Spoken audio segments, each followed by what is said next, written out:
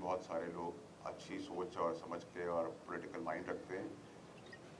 ان کو بھی بتانا ہوگا کہ ان کی ریپرزنٹیشن ضروری ہے. وہ ضروری اس لیے وہ شہر کے لیے بھی ضروری ہے, ملک کے لیے بھی ضروری ہے. کسی کو اگنور کیا نہیں جا سکتا. اسی طرح عمران خان صاحب کا بھی جو مینڈیٹ ہے اس کو بھی ہمیں تسلیم کرنا ہوگا, اس کو رسپیکٹ دینی ہوگی.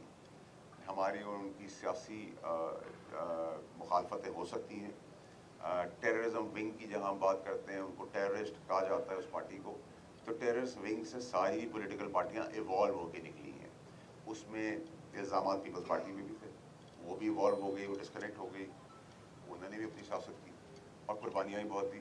ایم کیو ایم کے اوپر بھی یہ لیبل لگا, انہوں نے بھی اپنا وہ ڈسٹینس کر کے ایوالو کر کے اپنی پولیٹیکل سرگرمیاں کی. نون لیگ کے اندر بھی ماڈل ٹاؤن کا واقعہ کو یاد ہے, وہاں بھی ٹیررزم ونگ کا الزام لگا, انہوں نے بھی ڈسکنیکٹ کیا. اسی طرح پاورفل جب پارٹیز ہوتی ہیں, پاپولر ہوتی ہیں, تو ان میں یہ ونگ اچھے اور گندے لوگ سب آتے ہیں. پوری پارٹی میں سارے گندے نہیں ہوتے.